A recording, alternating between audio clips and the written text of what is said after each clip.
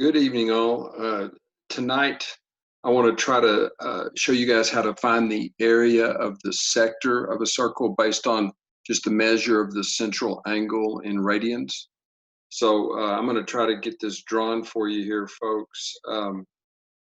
Try to draw a circle first of all. Let's see.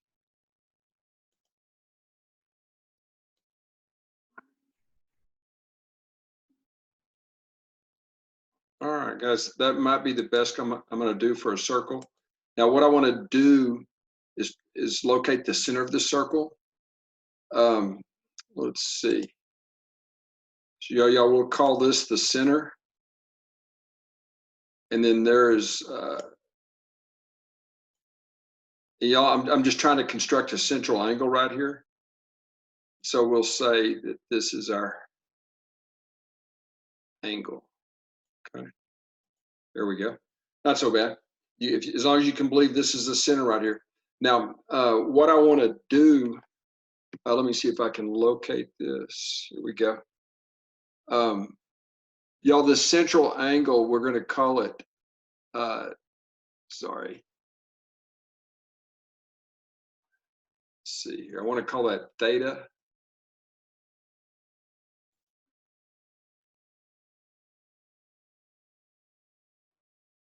Okay. So what I want to do,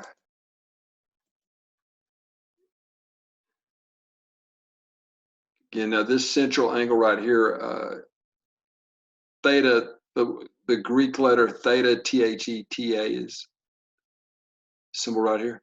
Now, y'all, theta is an angle measure. So theta is understood to be measured in radians, okay? So theta, it's theta radians.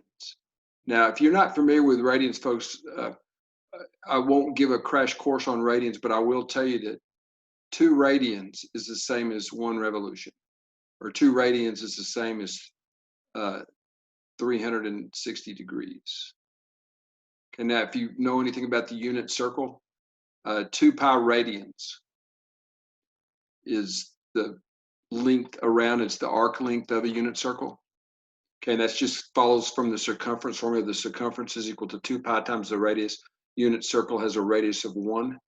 But anyway, we're gonna, this is gonna be measured in radians. Now, what are we trying to do? We're trying to find, y'all, I don't know how to shade this region, but this little piece of pizza right here, this is what we call a sector. Okay, we call a sector. S-E-C-T-O-R.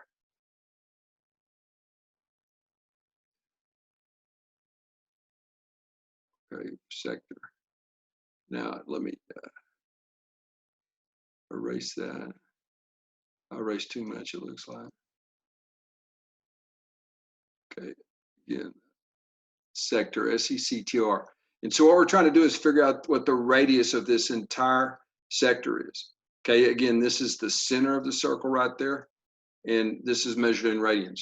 Now, one way to get started on this is just to realize the area, and, you know, we'll call this R for radius right here. R radius. The area of any circle from geometry is known to be pi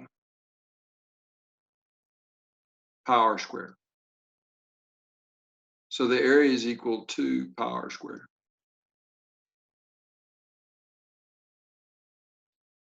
Pi times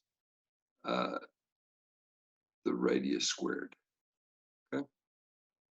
Now we're not, so that's the area of this entire circle. The entire circle has an area of pi r squared. Now we want to just know the area of this sector, and again, I don't know how to shade all that in. But we just want to know the area of that sector. Now, also a full revolution, 2 pi rads.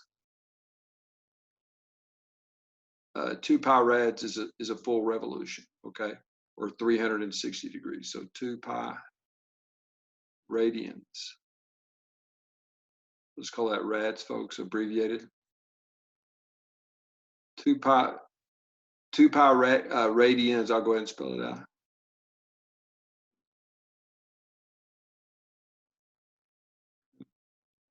2 pi radians equals 360 degrees. And if you like to just think 1 revolution, that's cool too. So 360 degrees. So the way to figure out what the area of this sector is, the area of the sector, let me come down here. The area of the sector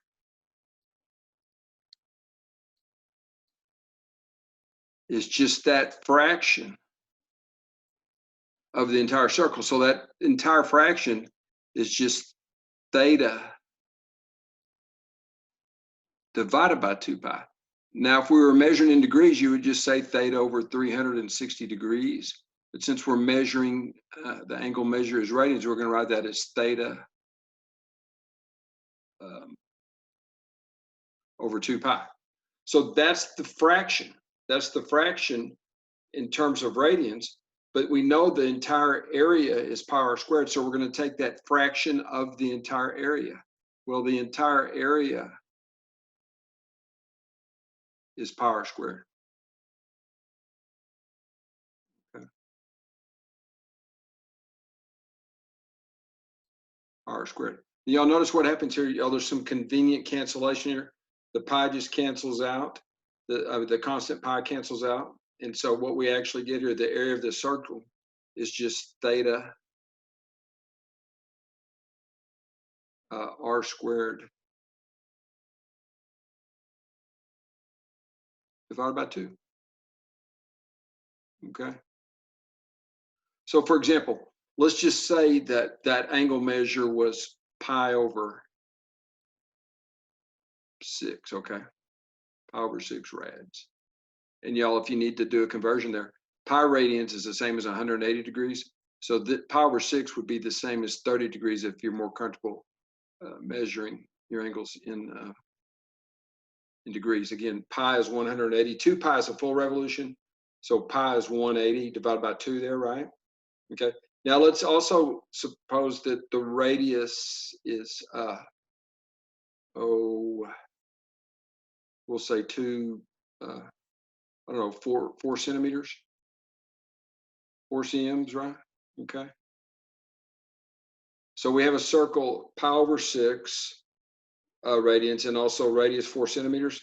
The way you would calculate the area, okay, the area of the sector associated with this angle measure would be A equals to pi over 6